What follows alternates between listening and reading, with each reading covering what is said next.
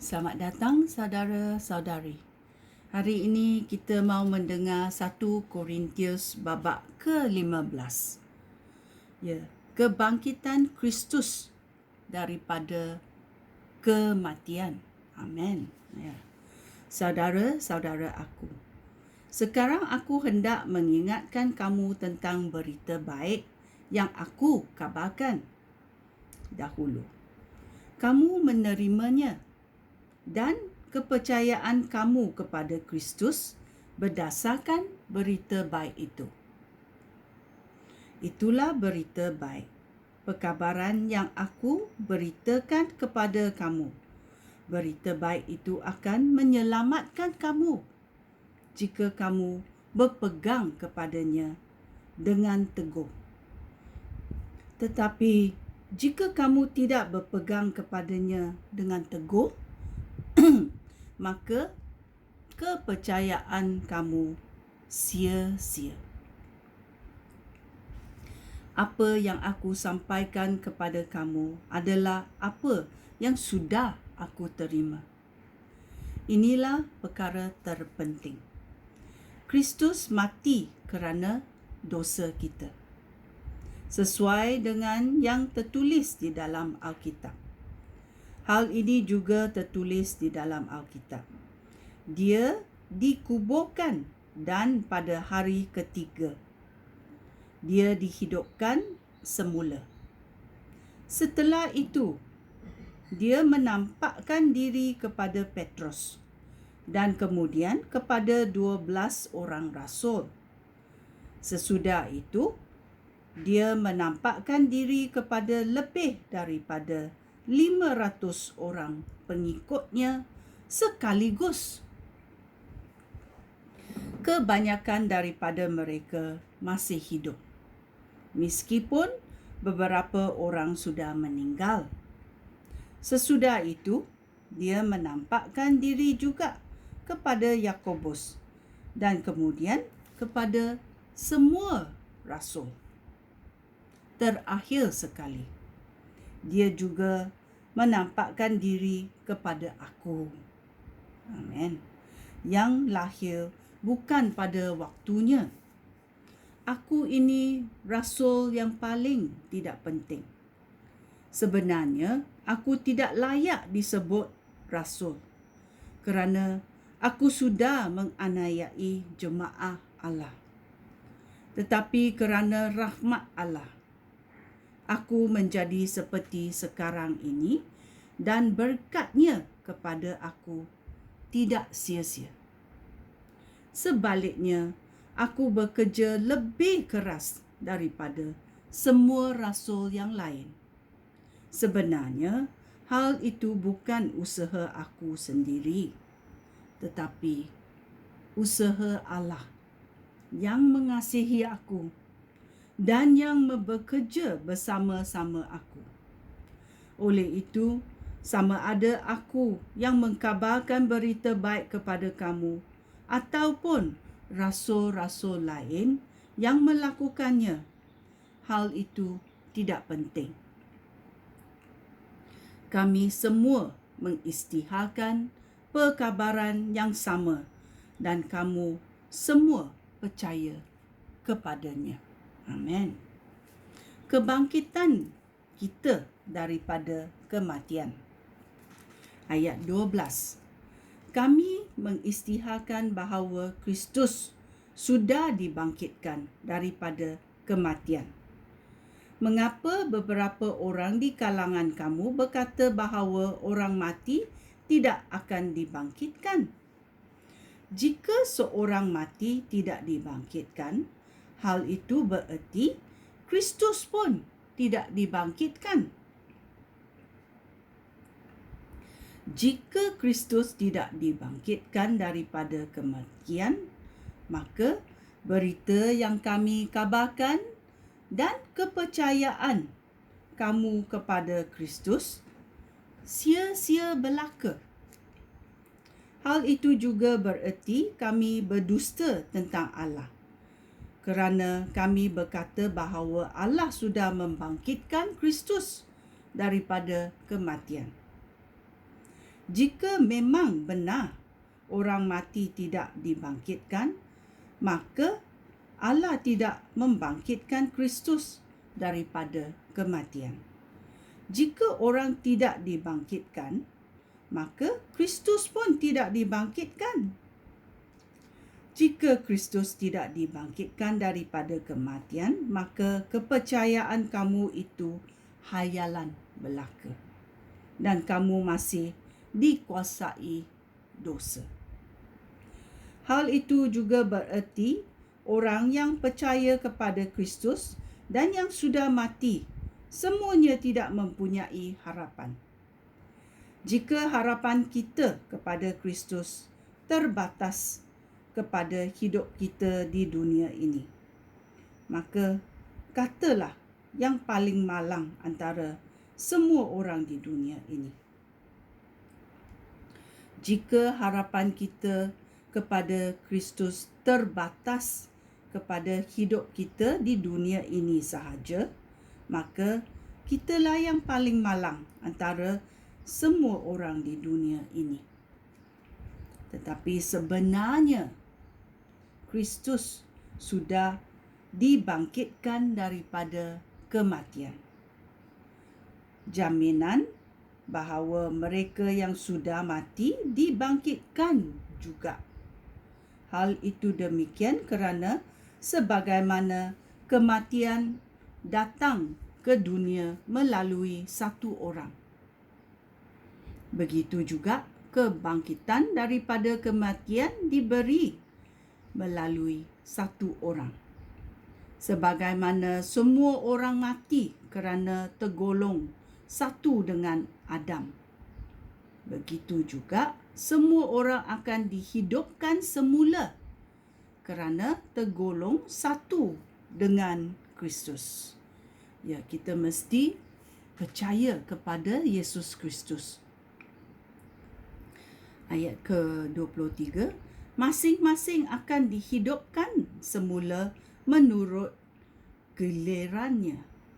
Mula-mula Kristus, kemudian mereka yang menjadi miliknya akan dihidupkan semula ketika Kristus datang lagi.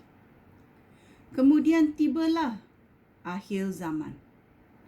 Pada waktu itu, Kristus akan menaklukkan semua pemerintah, penguasa dan pemimpin. Lalu Kristus akan menyerahkan kekuasaannya sebagai Raja kepada Allah Bapa kita. Kristus harus terus memerintah sehingga Allah melakukan semua, menaklukkan semua musuh Kristus di bawah kekuasaan Kristus. Musuh yang terakhir yang akan ditakluk ialah kematian. Di dalam Alkitab tertulis, Allah sudah menaklukkan segala sesuatu di bawah kekuasaan Yesus Kristus. Jelaslah bahawa kata segala sesuatu itu tidak termasuk Allah sendiri. Allah sendiri yang menakluk segala sesuatu di bawah kekuasaannya, kekuasaan Kristus. Tetapi setelah segala sesuatu ditakluk di bawah pemerintahan Kristus, maka dia sendiri sebagai anak Allah akan meletakkan dirinya di bawah kekuasaan Allah yang menyerahkan segala-galanya kepadanya. Demikianlah pada akhirnya Allah sendiri akan memerintah semuanya. Bagaimana halnya dengan mereka yang dibaptis untuk orang mati? Apakah yang diharapkan oleh mereka? Jika memang benar orang mati tidak akan dihidupkan semula, mengapa mereka mahu dibaptis untuk orang mati? Jika tidak ada kebangkitan daripada kematian, mengapa kami mahu menghadapi bahaya setiap saat? Saudara-saudara aku, setiap hari aku menghadapi maut. Aku berkata demikian kerana aku bangga akan kamu dan kerana kami hidup bersatu dengan Kristus Yesus, Tuhan kita.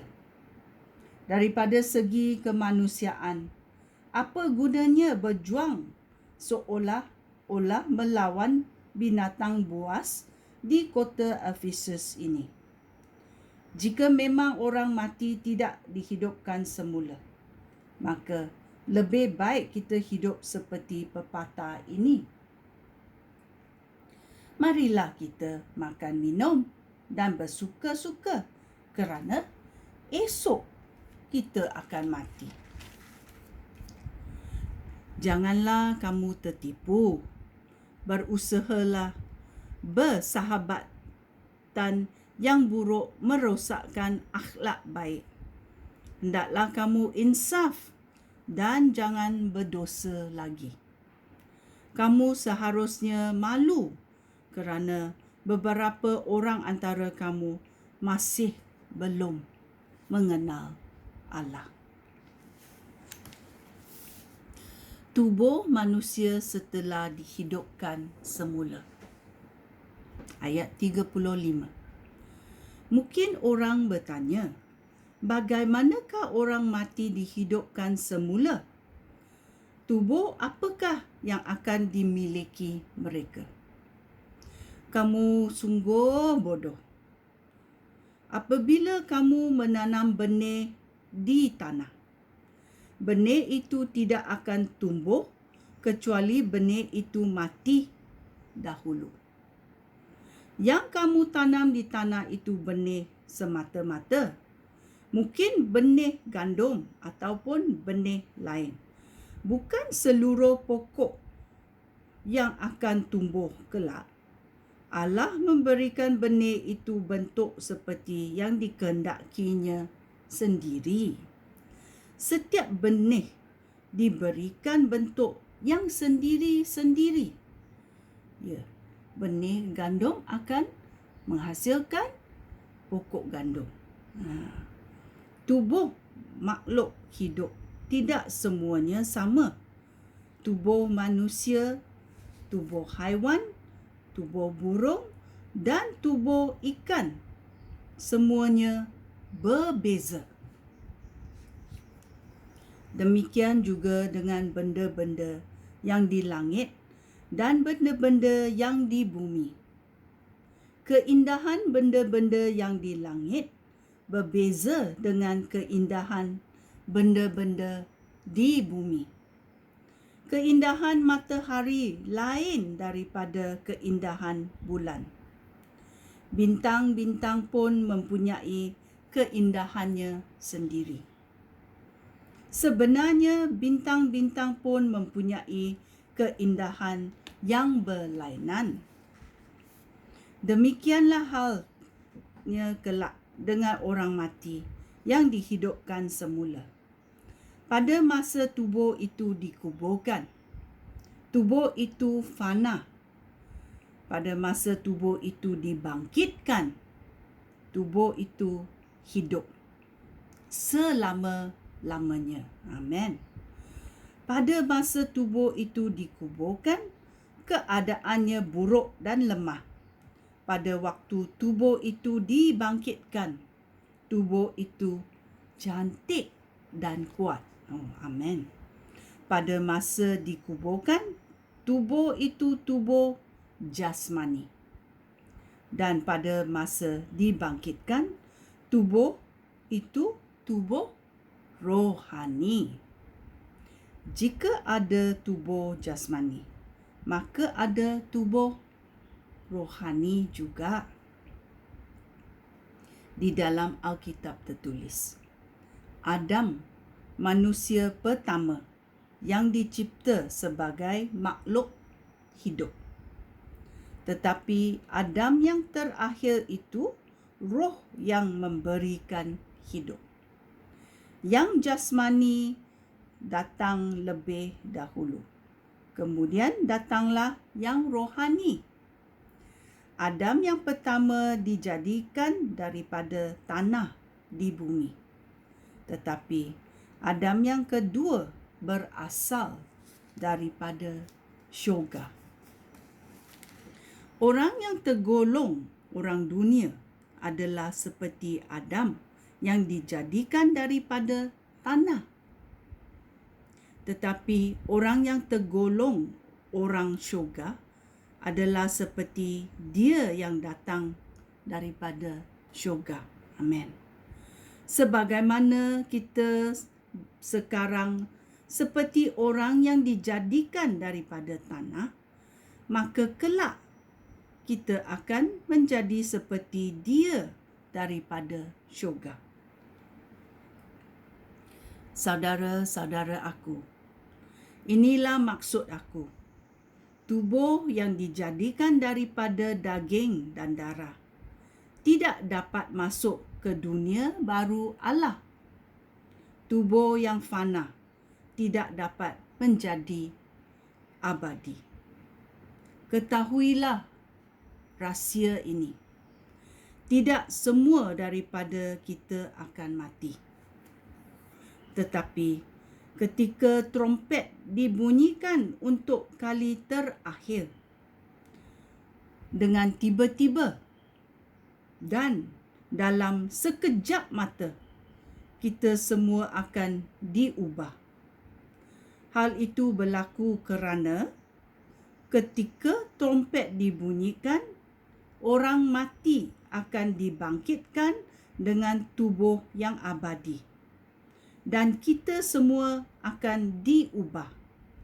Tubuh yang fana harus diganti dengan tubuh yang abadi.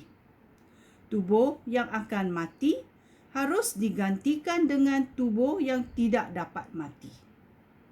Apabila tubuh yang fana sudah diganti dengan tubuh yang abadi, dan tubuh yang akan mati sudah diganti dengan tubuh yang tidak dapat mati, maka berlakulah apa yang tertulis di dalam Alkitab.